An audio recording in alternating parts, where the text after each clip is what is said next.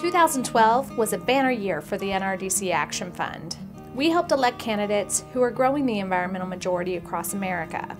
We know that candidates who are running clean will cut through the deceptive ads and be supported by voters who want a cleaner environment. As part of our 2012 election analysis, we bring you the environmental champions in their own words. I'm Heather Taylor Measley, and this is Running Clean with U.S. Senator Mazie Hirono from Hawaii. How do you think the views of your constituents on environment and clean energy issues played into your race? I spend a lot of my time talking with my constituents all across the state, and these are concerns that they've expressed to me, so I reflect and I share the priorities that they have. Let's protect our environment, let's grow more of our own food, let's become much more energy self-sufficient, let's take care of what we have. And you can't live in Hawaii without, I think, having that kind of awareness and sensitivity about where we live. Obviously, this approach worked really, really well for the people of Hawaii. Do you think that there are lessons we can learn from that and apply in other states? Well, for example, energy self-sufficiency, that is a goal that I think our entire country should have. And it's also, that has to do with our national security because we're importing oil from places who are not exactly our friends. And so alternatives, renewables, energy efficiency, these are priorities that I hope that the entire country would share.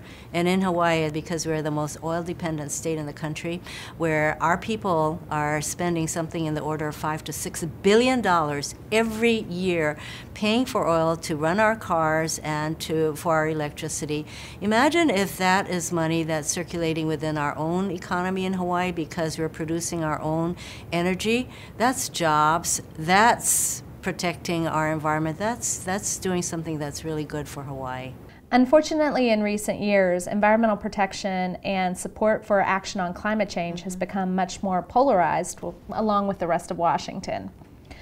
What do you see as a path forward for bipartisan action? And do you see environmental issues resonating with voters of both parties back home? I certainly hope so. Let me give you an example. Sometimes it's the way we phrase something or the way we think about it. There's a lot of resistance to going toward alternatives and renewables. Now, you take the military. The Department of Defense is the biggest federal consumer of oil, to the point where the generals have said that this is a national security issue. They are spending so much money on oil that they're saying we want to reduce our reliance on fossil fuels. We want to go to alternatives and renewables. So when you start talking about energy self-sufficiency as a national security issue, maybe you get more people to buy in and say, okay, you know what, that's a good reason. Do you see that environmental issues resonate with Republicans and Democrats in Hawaii, or is it really just a Democratic issue? Oh, it's definitely not just a Democratic issue. No, people in Hawaii are very aware of the fragility of our environment and the need to continue to protect our environment. And they care about clean air, they care about clean water, and this is why I think in Hawaii, the efforts that we've seen in Congress to cut back on EPA and the Clean Air Act, Clean Water Act, those are not supported by I would say, the majority of the people in Hawaii. Many elected officials believe that energy will be among the issues that you face this Congress.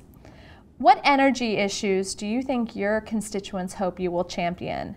I would like nothing better than for this Congress to address the need to move toward alternative and renewable sources of energy and to acknowledge climate change. And in Hawaii we have all these resources. We have the sun, we have the wind, we have geothermal, and we need to harness and utilize and develop these alternative and renewable sources. Let me just tell you a story about something that was in my backyard and talk about having a resource that you don't recognize. So we have a guava tree, and this is an old guava tree that had not been chopped down when our house was built many years ago. So I said to my mom, we have this guava tree out there and all the guavas fall and we don't do anything with it. Do you think that you could figure out how to make guava jelly? So she was was off to the races. She's really pretty famous now for this wonderful guava jelly that she makes. It was really a lesson that here was this resource right in our backyard,